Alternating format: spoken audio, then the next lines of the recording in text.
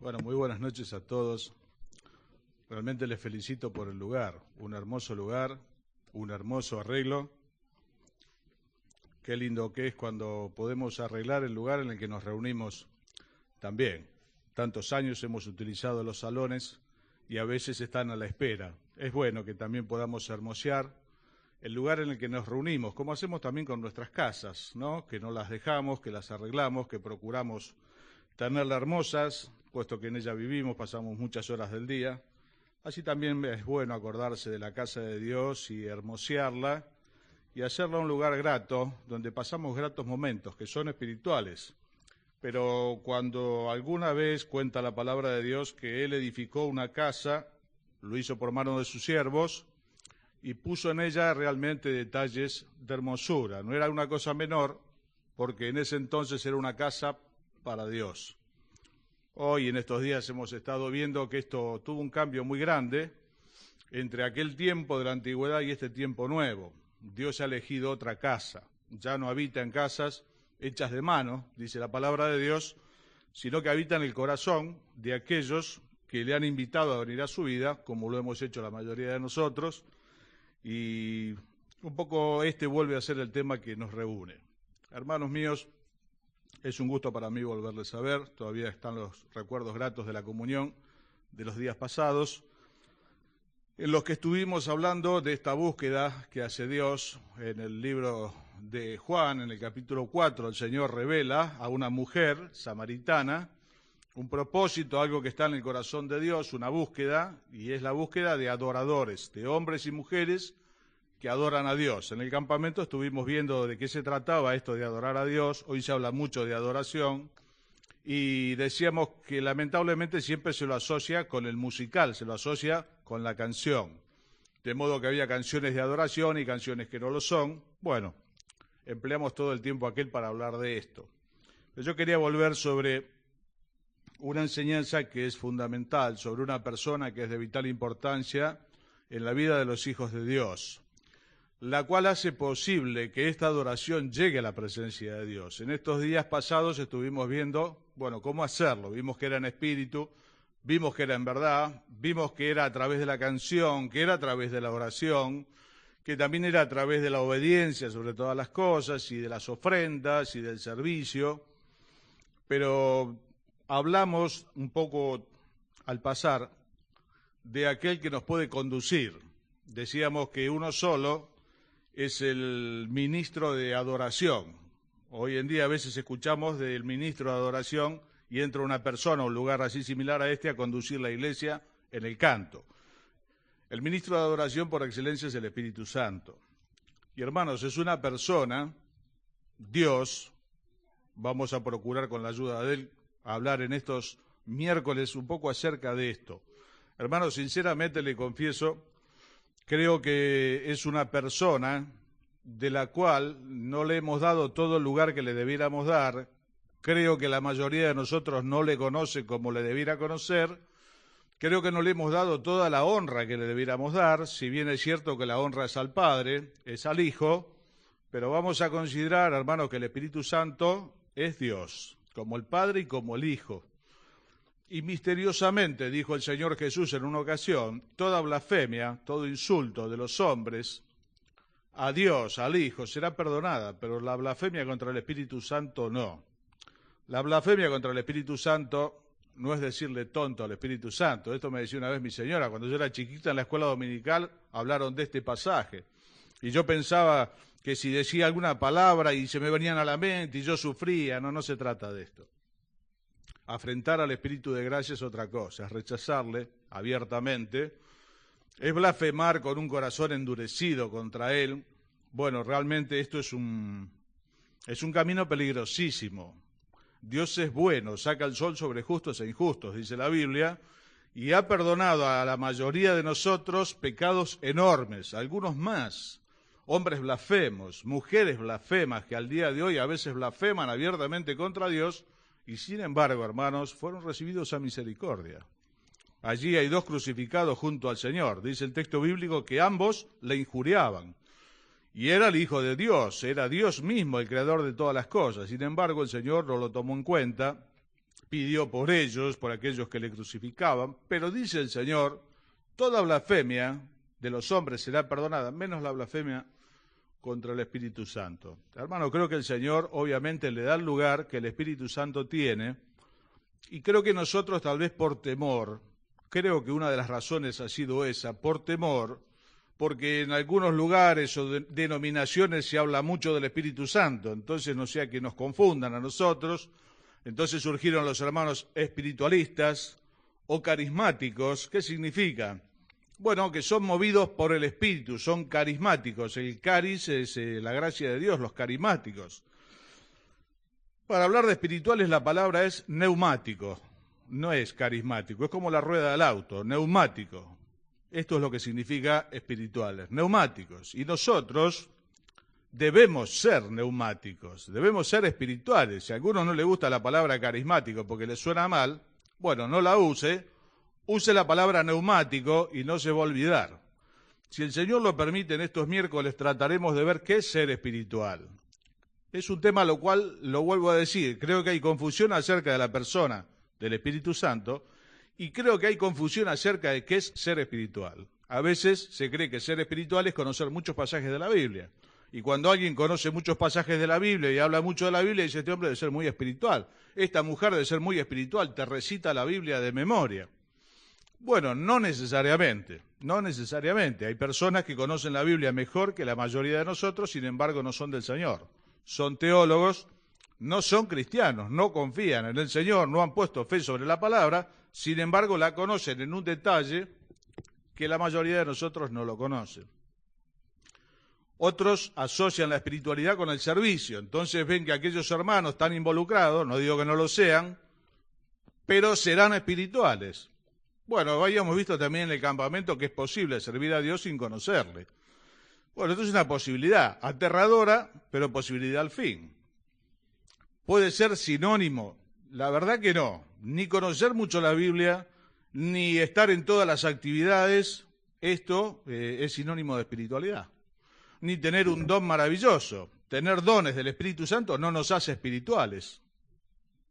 ¿Y qué es lo que nos hace espirituales? Bueno, el Espíritu Santo, obviamente, que produce en nosotros un fruto, que primeramente aparece en nuestro carácter, antes que en nuestros hechos, aparece en nuestra persona. El Espíritu de Dios que empieza a formar la persona del Hijo en nosotros, decíamos no físicamente, que nadie sabe cómo ha sido el Señor físicamente, lo que hay es una caricatura que a través de los años se transformó en una cosa burda, de idolatría. No, empieza a reproducir en nosotros el carácter del Hijo. Dice Pablo, nosotros tenemos la mente de Cristo. ¿Qué es lo que hace el Espíritu Santo? La empieza a formar a través de la Biblia, de la palabra de Dios, el pensamiento, el corazón, se va haciendo bíblico. Esto, si Dios lo permite, es lo que vamos a estar considerando, pero les decía, creo que tenemos que comenzar desde un principio por esta persona, porque es una persona. Algunas personas dicen, bueno, es una fuerza, otros dicen es una fuerza superior. No, hermano, es una persona. Vamos a pasar cerquita del misterio de la Trinidad. Una palabra que no está en la Biblia. Cuando algún testigo de Jehová le diga que la palabra Trinidad no está en la Biblia, dele la razón porque tiene razón. La palabra Trinidad no está en la Biblia. Tampoco está en la Biblia la palabra escuela dominical. Hay varias palabras que nosotros usamos y no están en la Biblia. Sin embargo, sabemos de la importancia de enseñar a los niños en su camino y sabemos que la enseñanza del Dios Trino es una enseñanza que recorre toda la Biblia. Comienza en el Génesis, donde dice que el Espíritu del Señor se movía sobre la faz de las aguas, en una tierra que estaba desordenada y vacía, que no había nada. Y que encima lo que estaba desordenado, y el Espíritu de Dios se movía sobre la faz de las aguas, atraviesa toda la Biblia. Por eso es una doctrina tan importante, atraviesa toda la Biblia y llega al capítulo 22 del Génesis, de Revelación, donde el Espíritu y la esposa dicen al Señor, ven Señor Jesús. Así que hermano, la enseñanza del Espíritu Santo es una enseñanza importantísima. Creo que en un buen deseo por glorificar el nombre del Padre y el nombre del Hijo, tal vez hemos dejado de lado al Espíritu Santo. Y hermano, en rigor de verdad, el Espíritu Santo, que es, permítanme usar algunas palabras para graficarlo, es una parte de Dios. Es quien al presente cuida, preside y conduce la iglesia, o al menos así debiera ser, ¿no? Creo que alguna vez le pasé una frase que escuché una vez. Alguien dijo, si Dios quitase el Espíritu Santo de la iglesia, ¿se notaría? Y uno dice, sí, pues bueno, hay que pensarlo dos veces, ¿no? Si Dios quitase el Espíritu Santo de la iglesia, ¿se notaría? Si Dios quitase el Espíritu Santo de tu vida y de la mía, ¿se notaría? ¿Habría cambios? ¿O esto es una otra religión más con determinadas formas? Porque saben ustedes, hermanos, que todo se imita, todo se imita. La religión imita la verdadera fe. No es lo mismo fe que religión. Las personas que no conocen al Señor, quien más, quien menos, tiene religión. Casi todas las personas creen en algo. Nosotros a veces decimos, fulano es creyente, no es creyente. Creyentes son todas las personas. Creen en cosas distintas y ese es el punto. Bueno, hermano, la bendición radica en lo que nosotros creemos. Ahora, la posibilidad de creer la tiene todo el mundo. Es como la capacidad de amar. No es una capacidad que solamente lo tienen los hijos de Dios. Los homicidas aman a sus hijos. Personas que vienen de delinquir, tal vez han matado a uno, sin embargo llegan a la noche a su casa y están con su familia y aman a sus hijos. Porque el hombre está hecho a imagen y semejanza de Dios. Entonces, por lo tanto, es un ser religioso, es un ser espiritual, lo cual no significa que tenga el Espíritu Santo. Significa que él tiene espíritu, que el hombre es espíritu. Está el aliento de Dios en la creación. Tiene la capacidad de amar, aun cuando no conoce el amor de Dios. Por eso es muy importante entender quién es el Espíritu Santo, qué hace el Espíritu Santo y qué es lo que nosotros, como hijos de Dios, vamos a hacer cuando digamos, por la gracia de Dios, que estamos siendo guiados por el Espíritu de Dios. Dice el libro de los Efesios, no se embriaguen con vino, en lo cual hay disolución. Antes bien, sed llenos del Espíritu Santo. No se embriaguen con vino en lo cual hay disolución. ¿Qué significa? Hay peleas.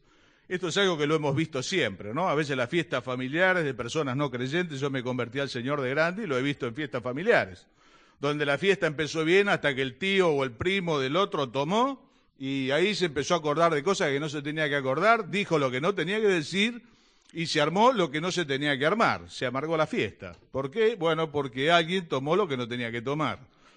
¿Está mal que los creyentes tomemos vino? Bueno, no es el tema de esta noche. El vino lo hizo Dios, dice la Biblia, y alegra el corazón del hombre. Pablo le recomendó a Timoteo usar un poco de vino por sus enfermedades estomacales.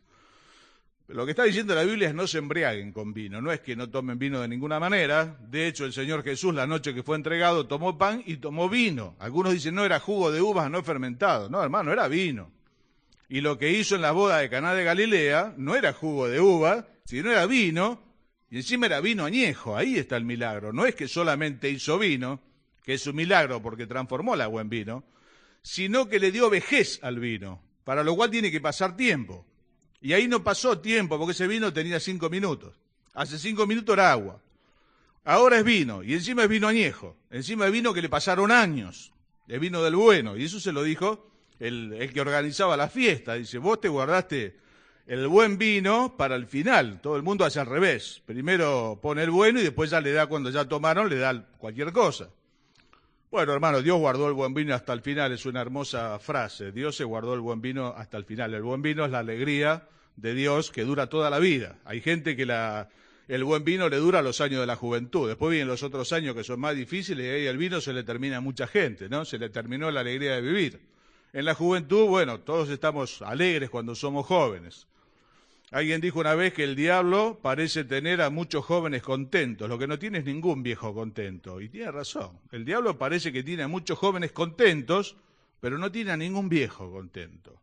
La persona que no tiene al Señor, cuando empiezan a pasar los años, se llega a la realidad de que no tiene vino y se le arruina la fiesta.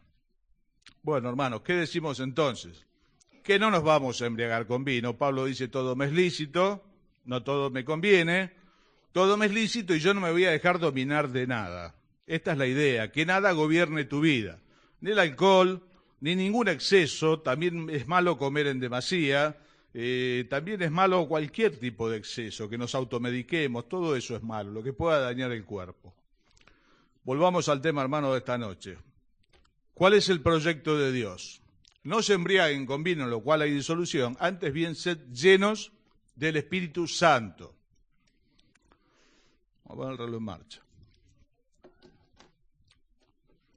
La palabra llenos allí a veces trae a confusión, porque la Biblia dice que Dios nos da no da el Espíritu por medida. ¿Qué significa? No es que a uno le dio un poquito del Espíritu, a otro le dio más, y a otro le dio más, entonces es muy espiritual porque le dio más. La Biblia dice que Él nos ha dado de su Espíritu. Esto es un hecho que está hecho en el pasado y es para siempre. Dios nos ha dado de su Espíritu. No se mide en cantidad. Entonces, ¿cómo habla de ser llenos? Porque la llenura habla de cantidad, poquito, mediano o lleno. Bueno, a veces nos es necesario mirar las palabras que se usaron originalmente. La palabra es gobernados, la palabra que se traduce por llenos es gobernados. ¿Cómo queda el texto?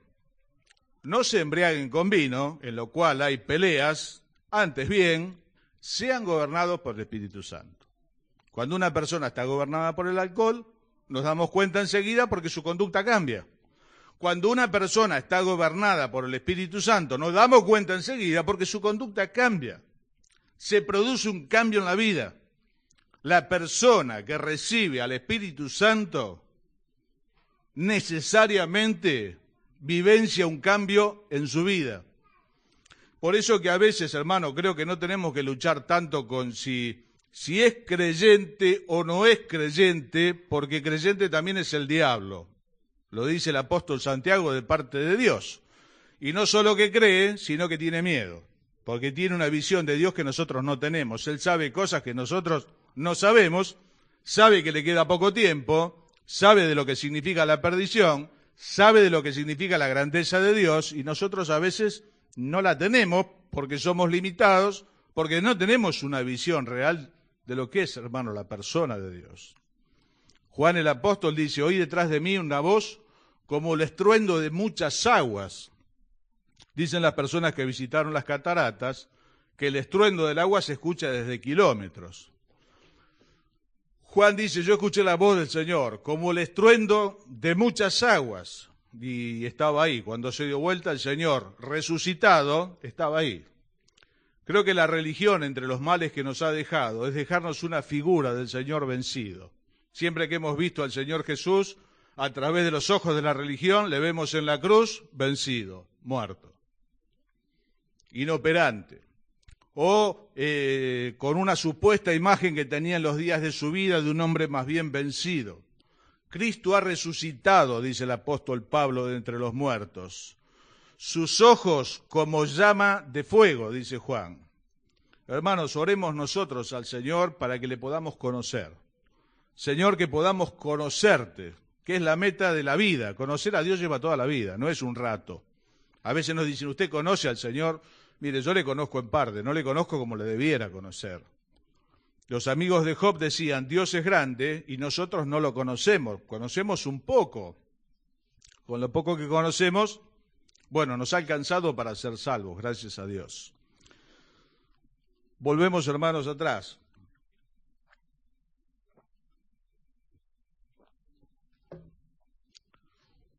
Tenemos que pensar en los que tienen el Espíritu de Dios y los que no tienen el Espíritu de Dios. Algo de esto hablamos en el campamento del CICE hace un tiempo atrás con los jóvenes. Porque en esto también hay mucha confusión. Como todos ustedes saben, bueno, la mayoría, tengo 2 hijos, y algunas veces les he compartido algunas cosas de ellos. Y alguna vez le habré dicho lo que le voy a decir ahora. Con la madre le hemos podido dar las enseñanzas de Cristo, pero no su espíritu. Hermano, el Espíritu de Cristo lo da el mismo Señor Jesús en persona cuando alguien se reconcilia con Él. Dios le da de su Espíritu. ¿Qué podemos hacer los padres? Darle las enseñanzas del Señor, pero no le podemos dar el Espíritu de Dios. Por eso que a veces puede ser que en medio nuestro, personas jóvenes o no tan jóvenes, realmente tengan enseñanza, conocimiento del Señor, pero no tengan el Espíritu del Señor. Y acota el apóstol Pablo, si alguno no tiene el Espíritu de Cristo, el tal no es de él. Por eso que esto nos tiene que llevar a abarcar todas las posibilidades. Sobre el final tal vez veamos que hay distintas posibilidades en nuestra relación con el Espíritu Santo, pero yo creo que en todas las iglesias y en todos los grupos de cristianos puede haber personas que realmente no sean del Señor, que hayan conocido algunas enseñanzas, que vengan porque otros vienen, que vienen porque vienen sus padres. Esto se da mucho entre la vida de los hijos de cristianos, pero es necesario que personalmente él tenga su encuentro con el Señor, del Señor reciba el perdón y el espíritu de adopción, que es el Espíritu Santo, que no lo podemos dar ni los padres ni los pastores, no se puede hacer. Entonces es muy importante, cuando el Espíritu, hermano, llega a la vida, se empiezan a producir cambios. En el campamento le decía a los chicos algo que quiero decir ahora porque hay chicos jóvenes también. A veces viene la confusión cuando se dice, pero yo nací en la iglesia, ¿en qué querés que cambie? No es que vengo de la delincuencia y ya no robo, me drogaba, no me drogo, salía de noche, vivía desordenadamente, ya no vivo. Desde chiquito que vengo con mi mamá, con mi papá a la escuela dominical, crecí en la iglesia. ¿Cómo me puedo dar cuenta? Bueno, hermano, la vida de Dios no pasa solamente por la ausencia de lo malo, sino por la presencia de lo bueno. Posiblemente no hayas dejado lo malo, gracias a Dios. Gracias a Dios. Dice el Salmo 1, bienaventurado el varón que no estuvo en camino de pecadores, ni en silla de escarnecedores se ha sentado, que no estuvo en camino de malos. Es una bienaventuranza maravillosa haber nacido en la iglesia. Porque el pecado lastima siempre y deja heridas. Yo acá tengo una que ya va a cumplir 45 años. La tengo en la frente. En su momento abarcaba media cabeza. Bueno, con el tiempo quedó. Ya no sangra, no duele. Pero si me mira de cerca la tengo acá. Quedó la cicatriz. La vida de pecado lamentablemente deja heridas en el alma. Y aun cuando Dios nos recibe a misericordia y nos perdona, a veces quedan esas marcas, esas heridas. Quien tuvo una vida desordenada posiblemente conserve consecuencias de esa vida desordenada. Y no es que Dios no le haya perdonado, es que a veces esas heridas son remitidas, a veces no. Por eso que es hermoso criarse en la casa de Dios y no apartarse jamás. Chicos jóvenes me han dicho a lo largo de la vida, pero mirá, yo me quiero apartar para ver, poder así contrastar. Mirá, no hace falta que te apartes para contrastar, no hace falta. Por eso con los chicos hablaba de las señales de vida de Primera Juan. Es un libro maravilloso que les recomiendo a los jóvenes leer.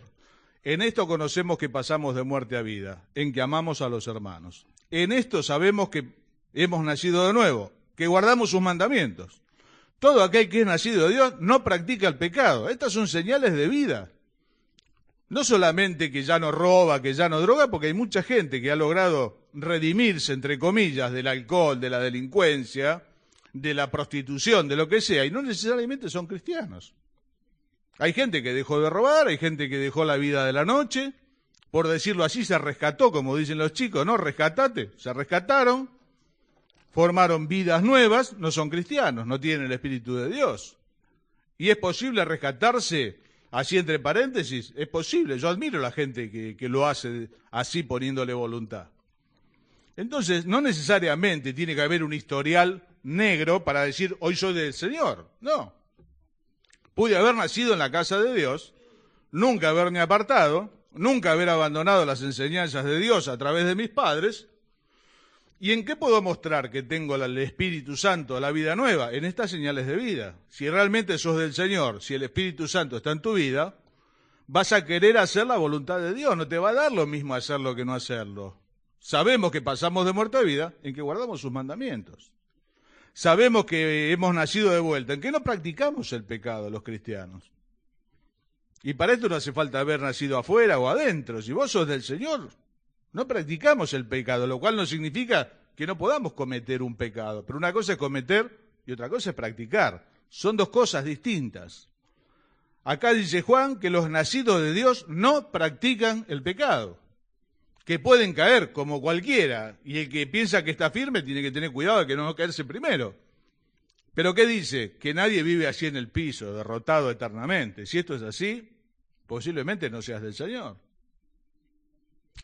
Por eso que es tan importante que hablemos del Espíritu Santo, porque la humanidad se divide en dos, aquellos que tienen el Espíritu Santo y aquellos que no lo tienen. Y vendrá el Señor por segunda vez, ya sin relación con el pecado, dice la palabra de Dios en Hebreos, a buscar a los que le esperan. a buscar a aquellos que tienen el espíritu de adopción, aquellos que recibieron el Espíritu Santo, que no es una segunda experiencia, como se dice muchas veces.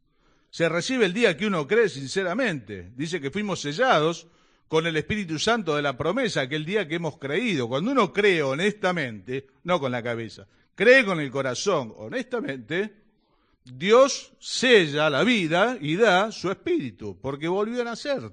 Tiene la genética espiritual de Dios, ahora es un hijo de Dios.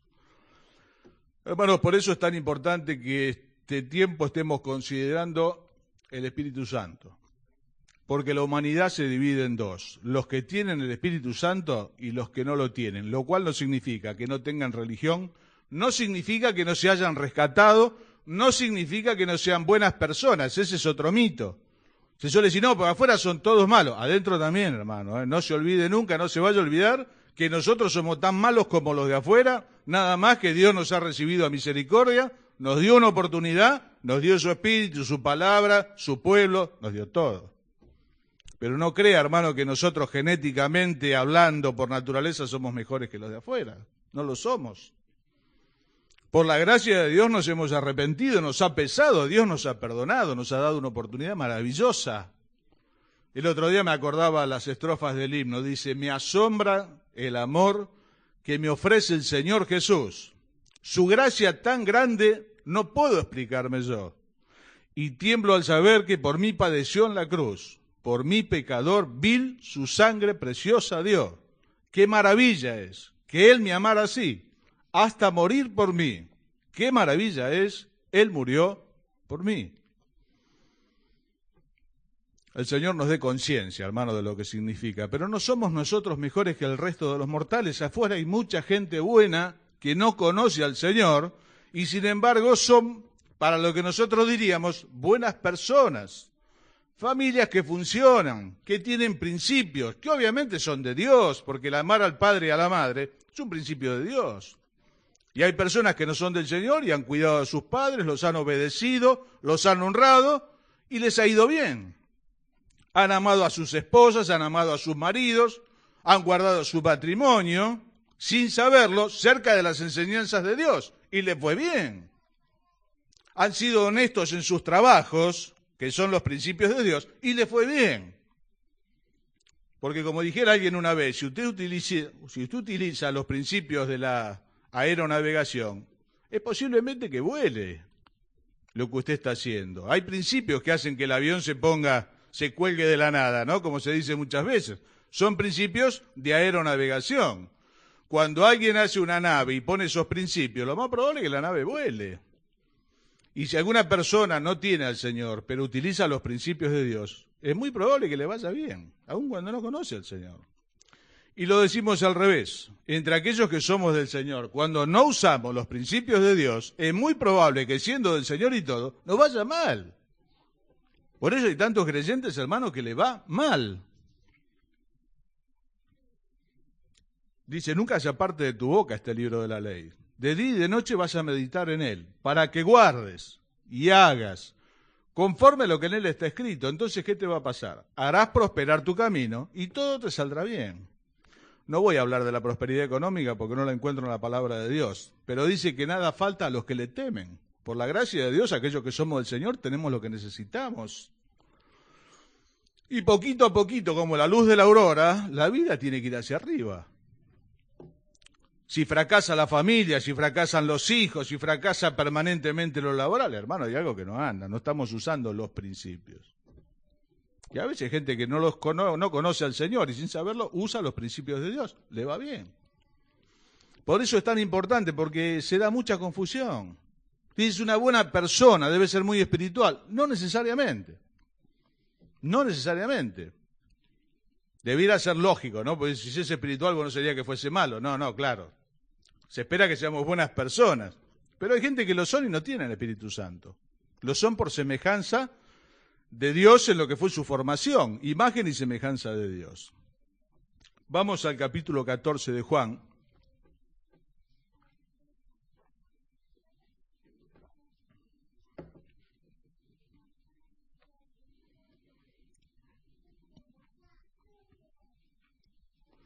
Versículo 15.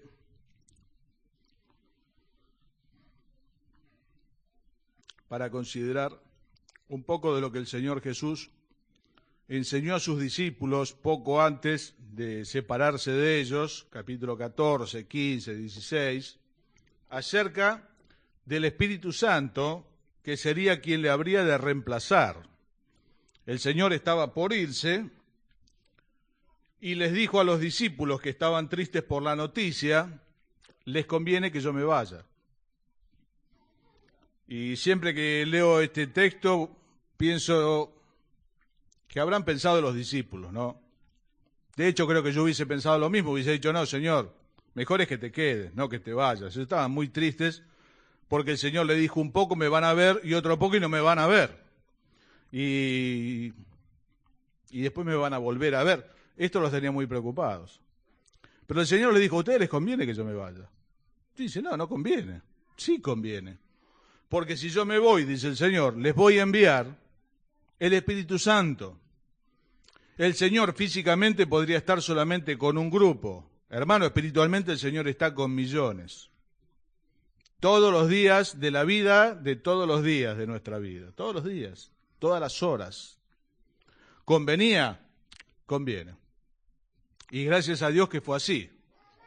Muchas veces hablamos del Señor, el Señor está acá. El Señor, bíblicamente hablando, hermano, está sentado a la diestra del Padre, intercediendo por nosotros, preparando lugar para nosotros, está presto a su venida, pero quien está hoy aquí con nosotros es el Espíritu Santo.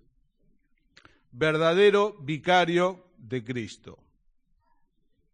Muchas veces hemos visto al jefe de la Iglesia romana diciendo ser el vicario de Cristo. Esto es una blasfemia. Como cuando se dice ser el sumo pontífice. Esto es una atrocidad, porque el sumo pontífice significa el puente supremo. Y el único mediador entre Dios y los hombres es Jesucristo hombre, no es un hombre. Es Jesucristo hombre. Por eso que no hay otro puente supremo que no sea el Señor. No hay otro sumo pontífice que no sea el Señor Jesús. Y no se puede decir que es el vicario de Cristo, porque el vicario es el que le reemplaza con los mismos atributos y poderes. Eso es lo que significa la palabra vicario. Por lo tanto, si alguien dice ser vicario de Cristo, tiene que tener sus mismos atributos espirituales y poderes. Y esto solamente lo tiene Dios el Padre o el Espíritu Santo. El Padre está en el trono, el Hijo está a la derecha intercediendo por nosotros y ha quedado con nosotros el Espíritu Santo. Por eso, hermano, es tan importante que nosotros conozcamos más acerca de esta persona, sin tener miedo de pensar que podemos ser carismáticos. Mire, póngale el nombre que sea, será carismático, será neumático, será espirituales. Lo importante, hermano, que el Espíritu de Dios no solamente esté en nosotros, se manifiesta a través de nosotros. Porque es verdad que el Espíritu está con nosotros y en nosotros, como vamos a ver ahora, pero no siempre se manifiesta a través de nosotros. Y acá lo que se necesita, hermano, es que el agua salte para vida eterna. Acá lo que se necesita es que esto que llegó salga. Le dijo Dios a Abraham, te voy a bendecir y vas a ser bendición. Ahí se cumple el ciclo virtuoso de Dios. Así que vamos a considerar estas palabras donde dice el Señor, si me amáis, verso 15 del 14 de Juan, si me amáis, guardad mis mandamientos, y yo rogaré al Padre, y os dará otro consolador, con mayúscula, para que esté con vosotros para siempre. El Espíritu, con mayúscula, de verdad, al cual el mundo no puede recibir, porque no le ve ni le conoce, pero vosotros le conocéis, porque mora con vosotros, y estará en vosotros. No os dejaré huérfanos, vendré a vosotros todavía un poco, y el mundo no me verá más, pero vosotros me veréis, porque yo vivo, vosotros también viviréis. Bueno, hermano, acá dice el Señor, yo rogaré al Padre y os dará otro consolador para que esté con vosotros para siempre, el Espíritu de verdad, al cual el mundo no puede recibir, porque no le ve ni le conoce, pero vosotros le conocéis, porque mora con vosotros y estará con vosotros. El Espíritu Santo al presente estaba con ellos. El Espíritu Santo se manifestó en distintas oportunidades de la vida del Señor. En una ocasión, en forma de paloma, descendía sobre el Señor cuando Juan el Bautista declaró: «He aquí el Cordero de Dios que quita el pecado del mundo». Y el Espíritu Santo estuvo activo en todo momento del ministerio en los días del Señor. Fue llevado por el Espíritu Santo al desierto el Señor para ser tentado. Ahí está con mayúsculas. Fue llevado por el Espíritu al desierto. Permanentemente, hermano. El Espíritu de Dios atraviesa toda la Biblia, desde las aguas de Génesis hasta estar con la esposa en Revelación pidiendo el retorno del Señor. Déjeme utilizar alguna palabra humana. Me parece una persona noble, de una nobleza extraordinaria. Estamos hablando de Dios, ¿no? Sería bueno que nos quitemos el calzado de los pies. En una ocasión, cuando Moisés vio aquel arbusto que ardía y no se consumía, una zarza, Dios le habló y le dijo: «Sacate el zapato de los pies, porque el lugar en el que estás es santo». Y hermano, cuando hablamos de estos temas, estamos hablando de la persona de Dios. La mayoría de nosotros se tendría que sacar los zapatos y confesar que realmente, por lo menos quien le habla, no le conocemos. Otro poeta dice: «Misterioso ser, te damos loor. Cuán maravillosa es tu gran creación, más que asombrosa tu gran redención». Es una maravilla que nosotros conocemos en parte. Dice: «Bueno, vamos a hablar de la Trinidad». Bueno, mire, hermano, la Trinidad es así, así. No, mire, lo que sabemos, hermanos, de Dios es porque Él lo reveló. Nosotros, los seres humanos, no nos conocemos a nosotros mismos. La meta de los griegos era esta: conócete a ti mismo. Aquella Grecia que fue la cuna del saber, en muchas de sus escuelas, en los dinteles, tenía esta consigna: conócete a ti mismo. Y humanamente hablando, es toda una meta en la vida del ser humano, conocerse a uno mismo, sería maravilloso. Muchos de nosotros no nos conocemos como nos debiéramos conocer. Bueno, el único que conoce a fondo la vida del ser humano es Dios. Nosotros, de la nuestra en parte, cuanto menos podemos conocer la vida de los otros, ¿no? A veces decimos: no, yo te conozco. Buah, conocemos en partes. Dice el Señor: yo conozco tus obras. Yo conozco tus obras. Yo, dice el Señor, que escudriño, que estudio la mente y el corazón. El verdadero psicólogo estudia la mente y el corazón, el Señor. Bueno, acá está hablando del Espíritu Santo. Va a estar con ustedes. ¿Y qué más? Y estará en ustedes. Hermano, acá hay un cambio en este texto que acabamos de leer, que es el versículo 17, uno de los cambios más grandes en la vida de la humanidad, así como lo está escuchando. En el versículo 17 ocurre uno de los cambios, se profetiza uno de los cambios más grandes en la vida de la humanidad. ¿Cuál es? Que Dios, el Dios de los cielos, el cual los cielos de los cielos no pueden contener, como oraba mi hermano, quiera morar en casas de barro como este cuerpo que tenés vos y que tengo yo. Cristo en vosotros, la esperanza de gloria. Este era el misterio. Antiguamente el Espíritu de Dios estaba con las personas, de forma especial con algunas personas, reyes o sacerdotes, pero nada más. Por eso se lo ve muy preocupado a David en el Salmo 51, diciendo al Señor, después de haber pecado: no quites de mí tu Santo Espíritu. David sabía de qué se trataba. Sabía que el problema, hermano, no era que el corazón deje de latir, sino que el espíritu deje de percibir la presencia de Dios. Ese es el problema. Creo que alguna vez lo comentamos, que Adán se murió el mismo día que Dios le dijo. El cuerpo se le murió como 800 años después. Pero Adán, el día que pecó, ese día se murió, fue separado espiritualmente de Dios. Y la muerte para Dios es esa. Lo otro es un tema biológico, en algún momento va a pasar en la vida de todos nosotros, pero morir es ser separado. Por eso está muy preocupado David en el Salmo 51. No quites de mí tu Santo Espíritu. ¿Qué va a ser de mi vida?, dice David. Y alguno diría: pero David, sos el rey, tenés todas las cosas, ¿qué problema te hace? Si yo no tengo al Señor, no tengo nada. Hermano, ojalá podamos nosotros entender que si realmente no tenemos comunión viva y eficaz con el Señor, no tenemos nada. Yo creo que a nosotros la enseñanza posicional nos ha hecho, tal vez sin querer, nos ha hecho daño. ¿En qué sentido lo quiero decir? Hay hermanos que creen que el Espíritu Santo se va de la vida, que la salvación se pierde.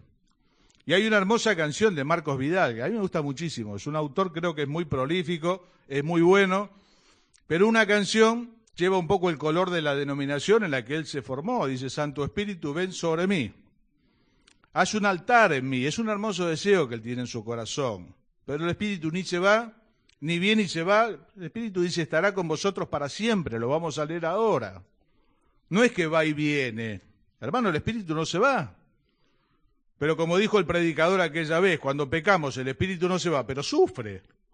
Sufre, hermano. El Espíritu no se va, gracias a Dios. Es una promesa de Dios. Nosotros no tenemos que orar angustiados como David, Señor, no quites de mí tu Santo Espíritu. Dios no lo va a hacer. Lo dio una vez y para siempre. Pero ¿qué puede pasar? Y puede pasar que se apague, hermano. Puede pasar que el Espíritu se entristezca. Y para la práctica sería como si no estuviese. Aquellos hermanos que creen que la salvación se pierde, a veces viven en un temor de Dios superior al nuestro, porque ellos temen perder la salvación. Yo entiendo que es una motivación equivocada, pero hermano, por favor, nos dé el Señor sabiduría espiritual para entender lo que le digo. Nosotros estamos a veces tan confiados que no se va, que vivimos de cualquier manera. Y el Espíritu en verdad no se va, pero está entristecido o está apagado. Y para los fines prácticos es como si no estuviese. La diferencia entre una persona que duerme y una persona que está muerta es enorme. Es la diferencia entre la vida y la muerte. Pero a los fines prácticos es prácticamente lo mismo. En una ocasión nos entraron a robar en casa de un familiar mío. Entraron, robaron y se fueron mientras él dormía. Él se dio cuenta cuando se despertó a la mañana. Bueno, gracias a Dios que no lo despertaron, que no lo encañonaron y que no tuvo un mal momento. Pero para los delincuentes fue como si mi familiar estuviese muerto, pero estaba durmiendo, no estaba muerto. Por eso que tenemos que pensar tanto nosotros los hijos de Dios, que por la gracia de Dios, hermano, creo que hemos vislumbrado un poquito de la verdad bíblica, de que el Espíritu no se va. Por eso le haremos vivir triste. Hermano, por eso le haremos vivir apagado. Porque total no se va, ¿qué problema hay? Si no lo voy a perder. Como dijo un hermano, luego de tener una actitud tremenda de falta de temor de Dios en un hecho gravísimo, él dijo, a mí con que el Señor me deje la puerta del cielo un poquito así abierta, me alcanza. Hermano, ¿podrá haber entre nosotros una negligencia semejante? Decir, bueno, Señor, no me importa, total no se va el Espíritu, ¿qué problema hay? Al cielo vamos a ir igual. ¿Cuál será el problema? ¿Que él va a tener la corona más grande que la mía? Bueno, no importa, yo por lo menos la voy a pasar bien en esta vida. Quien piensa así posiblemente no sea del Señor. Y se tiene que ir a dormir preocupado esta noche. En una ocasión escuché a un hermano por espacio de 45 minutos. Habiendo vivido ya unos cuantos años, creo haber escuchado prácticamente de todo. Esta vez volví a escuchar de todo y un poco más. Yo no hablé en los 45 minutos, lo cual es grave, porque hablo siempre. ¿Sabe que lo que le dije me superó? Y llamándose él del Señor, le digo, mirá, tengo un temor. Quisiera transmitírtelo, el temor de que no seas del Señor, que conozcas algunas partes de la palabra de Dios, que te guste, que lo creas, pero que el Espíritu de Dios no esté en tu corazón, porque los que hemos nacido de Dios no practicamos el pecado y hasta ahora todo lo que me contaste es lo contrario, es una práctica del pecado permanentemente de todas las formas posibles. ¿Cómo puede ser? ¿Cómo, hermano, puede ser? Porque el Espíritu de Dios en nosotros produce una revolución cuando nos acercamos a la zona de peligro. Se empiezan a encender los sensores diciendo, estás haciendo mal. Dice Santiago, el Espíritu que Él ha hecho morar en nosotros nos anhela celosamente, tira la cuerda para arriba. Cuando estamos viviendo alguna situación de gris, se enciende, hermano, la alarma y el Espíritu dice, cuidado, cuidado, cuidado. Tira, toca el corazón, llama.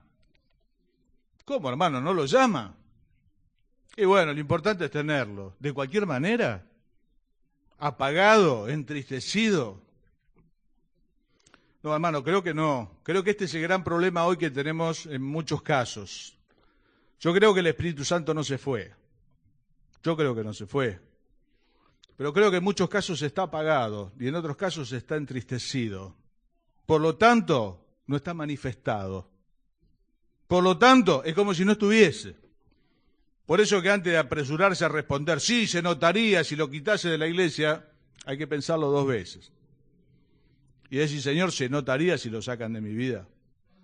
O ya hace tanto tiempo que está apagado, que está entristecido, que ya no tengo señales de vida. Mi vida es igual que la de los demás, nada más que creo algunas otras cosas. ¿Esa es la diferencia?